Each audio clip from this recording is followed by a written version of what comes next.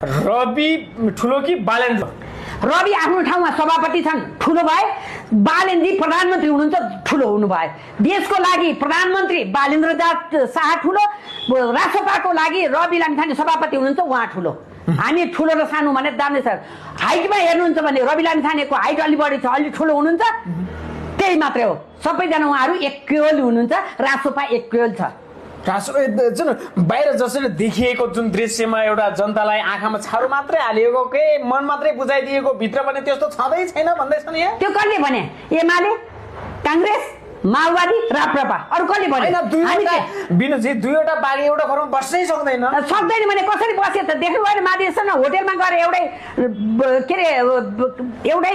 उसमा होटलमा गएर बस्नु भएको छ, एकै ठाउँमा बसेर खानु भएको छ, एकै ठाउँमा महाधिवेशनमा भाषण गर्नु भएको छ, एकै ठाउँमा घन्टी हल्लाउनु भएको छ। यो सबै के भने नेताहरूलाई जेलस भो, डाहा भो, यिनीहरूलाई छुटाउनु पाए कि हामी हाबी हुन पाइन्छ कि?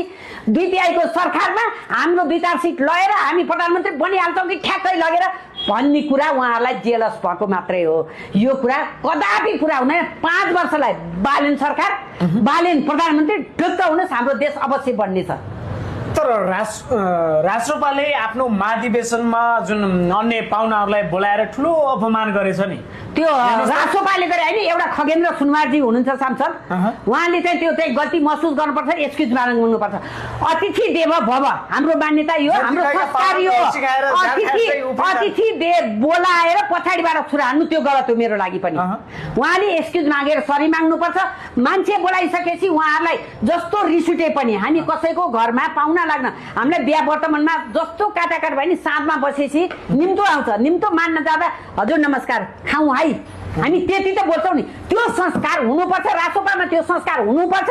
त्यो सिक्न जरुरी छ खगेन्द्रजीले। यो तपाईँले चाहिँ गलत गर्नु भएको छ, गलतलाई स्वीकारेर अगाडि